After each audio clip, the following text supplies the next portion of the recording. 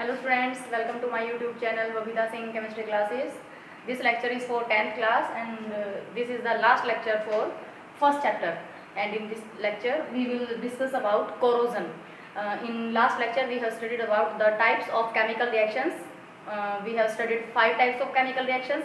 First composition, second decomposition, displacement, double displacement and last वाली हमने कौन सी पढ़ी थी, रेडॉक्स रिएक्शन. ठीक है, redox reaction comprises of two reactions, you know very well, oxidation as well as reduction. ठीक है, तो उनको हमने डिटेल में पढ़ लिया था विद एग्जांपल्स, हम उनको स्टडी कर चुके थे.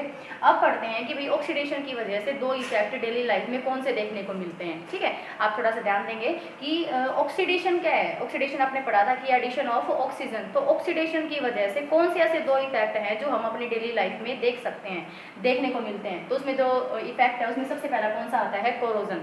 ठीक है, तो कोरोजन क्या होता है, किसी भी मेटल का खराब हो जाना. किसकी वजह से, एयर की वजह से, वाटर की वजह से, या किसी भी केमिकल की वजह से खराब हो जाना. वो खराब हो जाती है, धीरे धीरे खराब होना स्टार्ट हो जाती है, तो वो क्या कहलाता है, कोरोजन कहलाता है. तो इसकी डेफिनेशन के अकॉर्डिंग आप लिख सकते हैं, डेफिनेशन में लिख सकते हैं the heating up of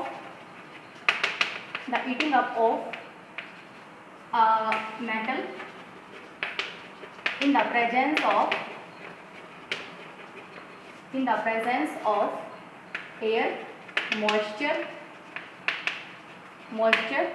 and chemicals. ठीक है, वो केमिकल्स तुम्हारे पास स्ट्रॉन्ग एसिड, स्ट्रॉन्ग बेस, कुछ भी हो सकता है, एसिड है, बेस है, कोई भी दूसरा केमिकल हो सकता है. उसकी वजह से मेटल जो होती है वो ग्रेजुअली धीरे धीरे जो है वो खराब होना स्टार्ट हो जाती है.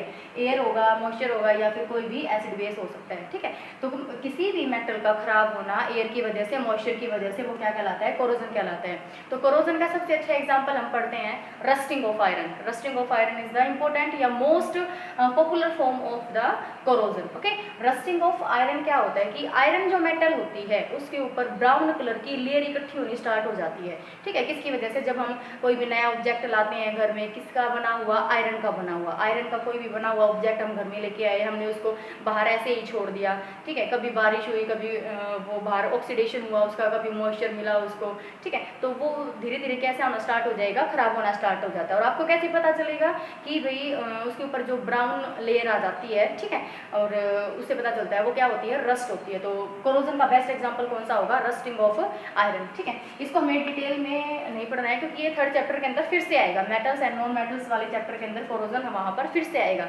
ये इसमें आप सिर्फ गो थ्रू हो जाना कि भाई बेस्ट एग्जांपल कौन सा होगा इसका, रस्टिंग ऑफ आयरन. ठीक है, rusting of iron, rusting of iron. ठीक है, तो मैं आपको बता देती हूँ, फॉर्मूला बता देती हूँ कि रस्ट का फॉर्मूला क्या होता है, Fe2O3.XS2. कैसे होता है रस्टिंग, कैसे होता है रस्टिंग ऑफ आयरन, क्या ये लिखेंगे, इक्वेशन लिखेंगे, मैं बता देती हूँ कि आयरन मॉलिक्यूल जब ऑक्सीजन की प्रेजेंस में आता है और वो कॉन्टैक्ट करता है किसके साथ, वाटर के साथ. ठीक है, डंप एयर मतलब कि डंप एयर ऐसी होती है जिसके अंदर मॉइस्चर प्रेजेंट होता है. तो आयरन है, आयरन का सिंबल क्या होता है, Fe होता है. ऑक्सीजन के साथ कंबाइन किया, वाटर मॉलिक्यूल ले लिया, ये 2x बेटा इसके मोल्स हैं.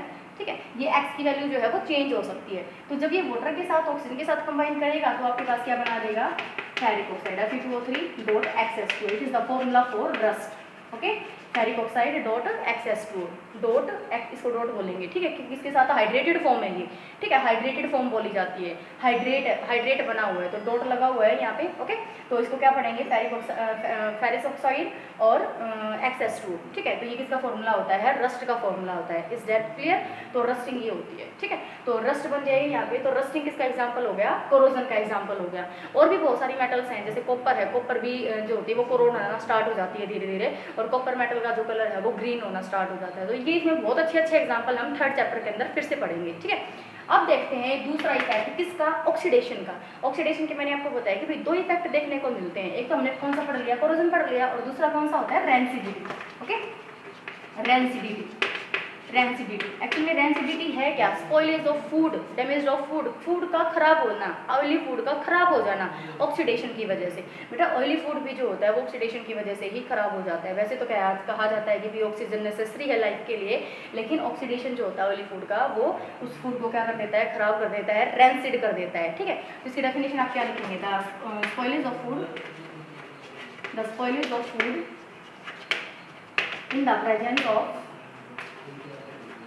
in the presence of oxygen या फिर दैट इज आप क्या लिख सकते हो, ऑक्सीडेशन। ओके, ऑक्सीडेशन की वजह से फूड का खराब हो जाना, स्पॉइल हो जाना, और फूड यहाँ पर हम ऑयली फूड लिख सकते हैं, ठीक है, ऑयली फूड का, तो वो क्या कहलाता है, रेंसिडिटी कहलाता है।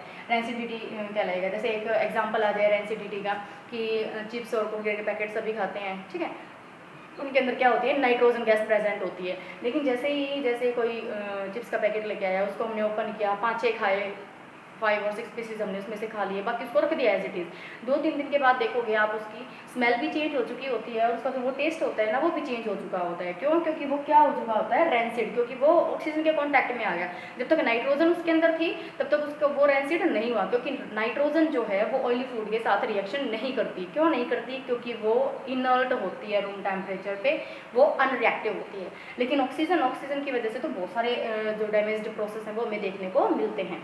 तो रेंसिडिटी क्या हो जाएगी कि फूड का खराब हो जाना, ऑक्सीडेशन हो जाना, किसकी वजह से, ऑक्सीजन की वजह से, ठीक है। तो वो क्या कहलाती है, रेंसिडिटी कहलाती है। अब रेंसिडिटी को हम बचा सकते हैं कैसे, कोई भी फूड जो है उसको खराब होने से बचाया जा सकता है।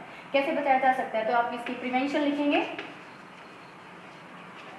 प्रिवेंशन ऑफ रेंसिडिटी, ठीक है, प्रिवेंशन ऑफ रेंसिडिटी। मैं पॉइंट्स में आपको लिखवा देती हूँ, सिर्फ इतने ही आपको याद करने हैं, प्रिवेंशन जितनी मैं लिखवाऊंगी, ठीक है। तो यहाँ से मैं इसको रख कर देती हूँ। प्रिवेंशन कैसे कैसे प्रिवेंट कर सकते हो, कुछ केमिकल्स भी होंगे, ठीक है, केमिकल्स भी होते हैं जिसकी वजह से हम रेंसिडिटी को क्या कर सकते हैं, प्रिजर्व करके रख सकते हैं, ठीक है। तो फर्स्ट क्या है, by using, prevented by using, मैं यहाँ पे बता दिया था आपको, नीचे लिख दिया था कि rancidity can be prevented by the following methods. ये आप लाइन लिखेंगे तो फर्स्ट कौन सा हो जाएगा, बाय यूजिंग एंटीऑक्सीडेंट्स, ठीक है, क्या आएगा, एंटीऑक्सीडेंट्स। एंटीऑक्सीडेंट्स कौन से होते हैं, जो ऑक्सीडेशन नहीं होने देते सब्सटेंसेस का, इसके नाम से डिफाइन है। एंटी मतलब क्या होता है, अपोजिट, ठीक है। ऑक्सीडेंट्स ऐसे सब्सटेंसेस जो ऑक्सीडेशन नहीं होने देंगे वो क्या कहलाते हैं, एंटीऑक्सीडेंट्स कहलाते हैं, ठीक है, बाय यूजिंग एंटीऑक्सीडेंट्स। एग्जाम्पल आ जाएगा इसके अंदर BHT और BHA, ये केमिकल्स हैं, ठीक है, केमिकल सब्सटेंसेस है। Butylated hydroxy toluene and butylated hydroxy anisole, chemical substances हैं ये, जो फूड को खराब होने से बचाते हैं, ठीक है।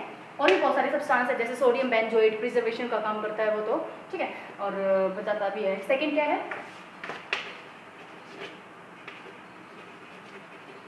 बाय कीप अवे फूड, अच्छा, जो फूड है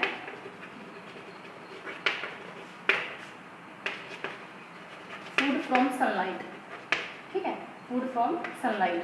सनलाइट से अगर हम उसको दूर करके रखेंगे तो क्या हो जाएगा, हमारे पास फूड जो है वो खराब होने से बच जाएगा, क्योंकि सनलाइट के अंदर भी क्या होती हैं, हानिकारक रेडिएशंस आती हैं, ठीक है, अर्थ के ऊपर, जिसकी वजह से फूड जो है वो खराब होना स्टार्ट हो जाता है। तो सनलाइट से अगर हम दूर करके रखेंगे तो भी जो फूड है वो क्या होगा, रेंसिड होने से बचा रहेगा। Third, by keeping the food, refrigerator का यूज़ कर सकते हैं, बाय कीप द फूड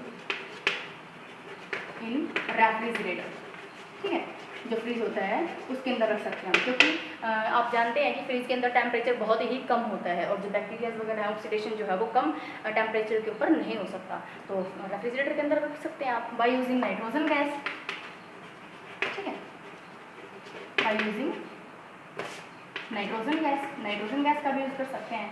और सोडियम बेंजोएट, तो इसको छोड़ो, आप नाइट्रोजन गैस भी, ठीक है, बाय यूजिंग नाइट्रोजन गैस। तो नाइट्रोजन गैस का भी यूज़ करके हम क्या कर सकते हैं, प्रिवेंट कर सकते हैं किसको, फूड को, किससे, रेंसिड होने से, ठीक है।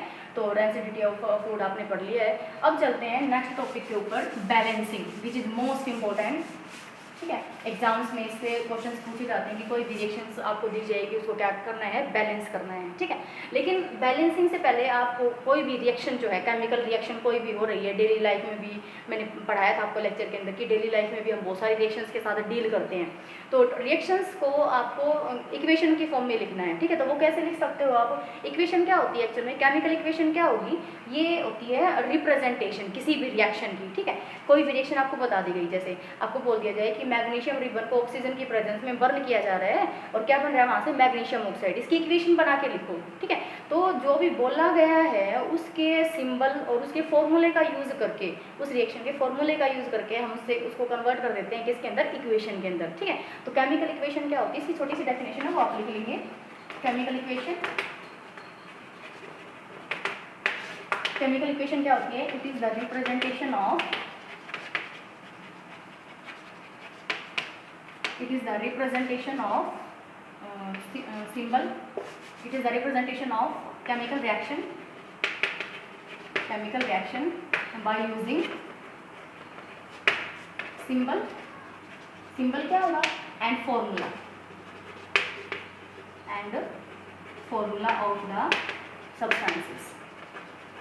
of the substances, ठीक है। तो ये केमिकल इक्वेशन होती है। एक्चुअली जो भी केमिकल रिएक्शन आपको बताई जाए या आप देखते हो, ठीक है, डेली लाइफ के अंदर, और उसको बोल दिया जाए कि भाई उसको इक्वेशन की फॉर्म में लिखना है, तो उसका सिंबल आपको पता होना चाहिए और उसका फॉर्मूला पता होना चाहिए, और उसको सिस्टमेटिक ढंग से लिख देंगे तो क्या बन जाएगी, केमिकल इक्वेशन बन जाती है, ठीक है। और आपको ये तो बता ही दिया था मैंने कि लेफ्ट हैंड साइड में जो चीज़ें होती हैं वो रिएक्टेंट होती हैं, और राइट हैंड साइड में जो चीज़ें होती हैं वो उनको हम प्रोडक्ट से बोलते हैं। जो चीज़ रिएक्ट करेगी रिएक्टेंट, और जो फॉर्म होगा वो प्रोडक्ट, ठीक है। तो किसी ने आपको बोल दिया कि मैग्नीशियम को बर्न करना है in the presence of oxygen, तो ये दोनों रिएक्टेंट हो गए, और क्या बनाना है, मैग्नीशियम ऑक्साइड, ठीक है, तो वो क्या हो गया, प्रोडक्ट। तो कैसे लिखेंगे कि मैग्नीशियम जो है in the presence of oxygen two gives out Mg, okay, magnesium oxide. इसको बैलेंस कर लेना आप, ठीक है, ये बैलेंसिंग ये हो जाएगी, सीधी सी बैलेंसिंग हो जाएगी, ठीक है। तो ये इंपॉर्टेंट रिएक्शन है कि भाई कोई भी केमिकल रिएक्शन को आप कन्वर्ट कर सकते हैं किसके अंदर, केमिकल इक्वेशन के अंदर भी लिख सकते हैं। अब कोई भी केमिकल इक्वेशन जो है वो आपको बहुत सारे क्लूज देती है, मतलब केमिकल इक्वेशन ऐसे ही कंप्लीट नहीं हो जाती कि आपने रिएक्टेंट ले दिए और यहाँ पे आपने एरो लगा दिया और उससे क्या बन गया, तुम्हारे पास प्रोडक्ट बन गया, ठीक है। क्योंकि कोई भी केमिकल इक्वेशन जो है वो हमें बहुत ज़्यादा इन्फॉर्मेशन देती है, ठीक है, इन्फॉर्मेटिव फॉर्म के अंदर होती है। आप देखेंगे अपनी बुक्स के अंदर जब भी एग्जाम्पल पढ़ेंगे तो उसमें हर एक चीज़ जो रिएक्टेंट होते हैं उसके नीचे छोटा सा S लिखा होता है, L लिखा होता है, या AQ लिखा होता है, या G लिखा हुआ होता है, ठीक है। तो इस तरीके से, जैसे मैं आपको एग्जांपल देती हूँ कि मीथेन गैस, ठीक है, मीथेन गैस का फॉर्मूला क्या होता है, CH4।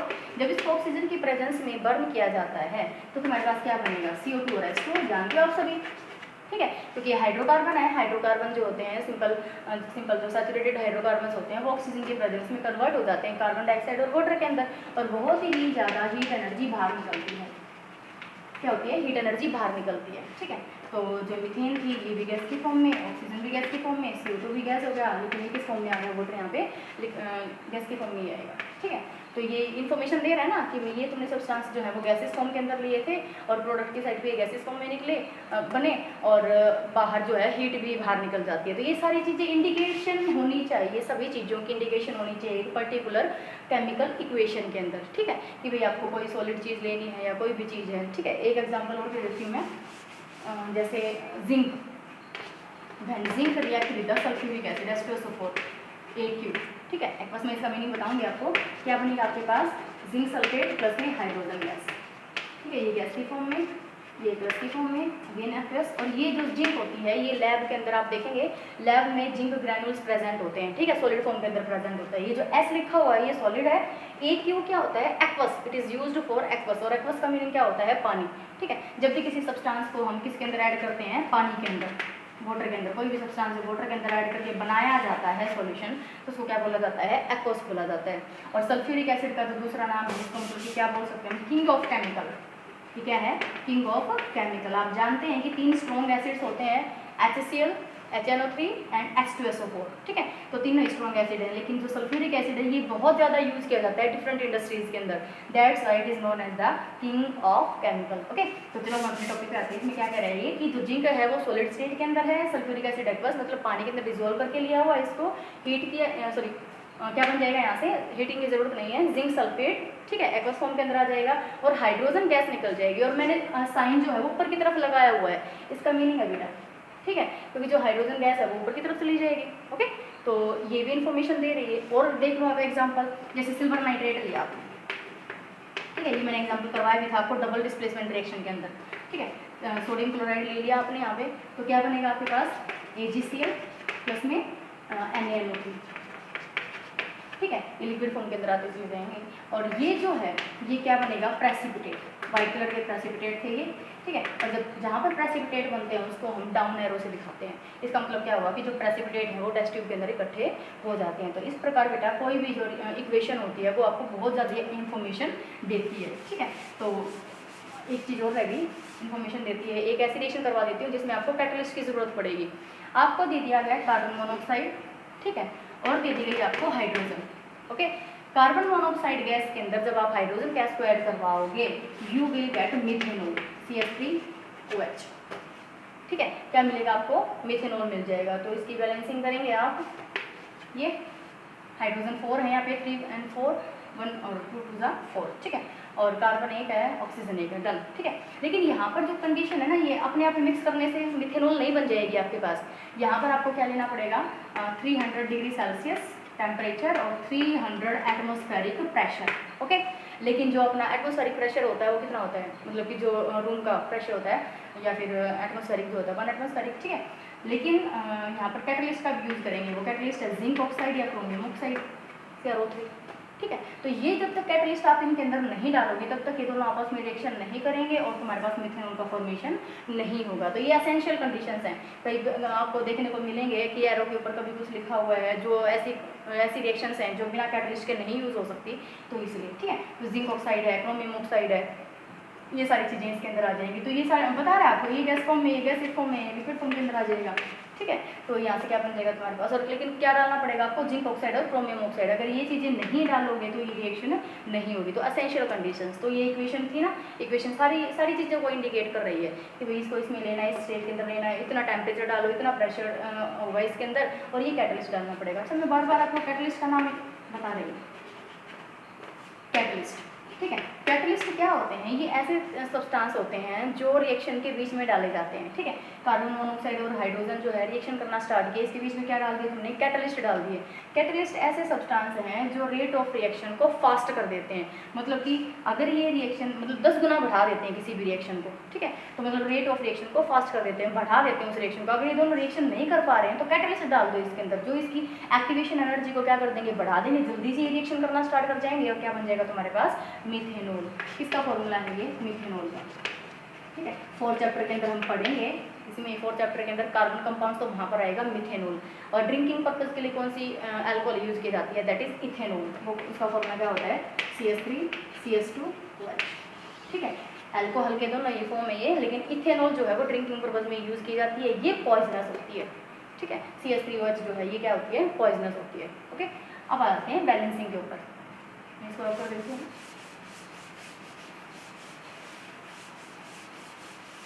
बैलेंसिंग, बैलेंसिंग का मीनिंग भी क्या है, बैलेंसिंग क्या कहता है कि लेफ्ट और राइट साइड पे जितने भी एलिमेंट्स हैं सभी के एटम्स कैसे होने चाहिए, बैलेंस होने चाहिए, ठीक है। लेफ्ट और राइट साइड में जितने भी एलिमेंट्स होंगे रिएक्टेंट और प्रोडक्ट के, दे शुड बी इक्वल, ठीक है। तो इसकी डेफिनेशन लिखने की क्या जरूरत है, सिर्फ आप देख सकते हो, CH4 मैं एग्जाम्पल से करवा देती हूँ। मैंने शायद आपको बता भी दिया कि इसका ऑक्सीडेशन होगा तो तुम्हारे पास क्या बन जाता है, CO2, वाटर और हीट एनर्जी, ठीक है, ये बाहर निकल जाती है, हीट एनर्जी जो है वो बाहर निकल जाती है। इसको बैलेंस करेंगे आप, यहाँ पे देख सकते हो कि हाइड्रोजन कैसे बैलेंस करना है आपको। सबसे पहले जो भी एलिमेंट्स दे रखे हैं लेफ्ट और राइट साइड पे वो लिख लो। यहाँ पे कौन कौन से एलिमेंट हैं, कार्बन है, हाइड्रोजन है, ऑक्सीजन है। यहाँ पर कौन कौन से एलिमेंट हैं, कार्बन है, हाइड्रोजन है और ऑक्सीजन है, ठीक है। अब इनके क्या लिखने हैं, बराबर में इनके एटम्स लिखने हैं। देखो कार्बन का एक ही एटम है 1, हाइड्रोजन के कितने एटम्स हैं 4, ऑक्सीजन के कितने एटम्स हैं 2, ओके। यहाँ पर कार्बन के कितने एटम है 1, ऑक्सीजन के टोटल कितने हैं 3 और हाइड्रोजन के कितने हैं 2 हैं, ठीक है। तो नंबर वाइज इनको बैलेंस करेंगे, कार्बन एक है बैलेंस है, लेकिन हाइड्रोजन यहाँ पर कितने हैं 4, यहाँ पर हाइड्रोजन कितने हैं 2।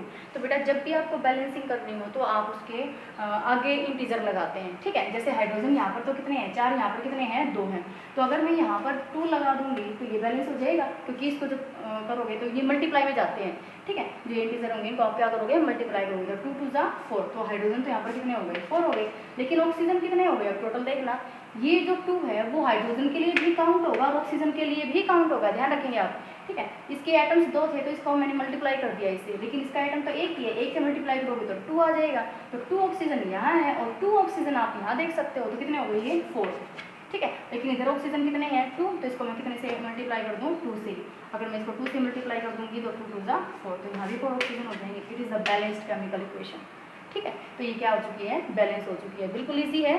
आप इनके न्यूमेरिकल्स या जो भी इक्वेशंस दे रखी हैं आपकी बुक के अंदर वो सोल्व करना, और अगर कोई भी दिक्कत आती है, कोई भी क्वेरी है तो आप नीचे जो लिंक दिया हुआ है उस पर आप क्वेश्चन अपने पूछ सकते हो, ठीक है। बहुत सारे एग्जाम्पल्स हैं।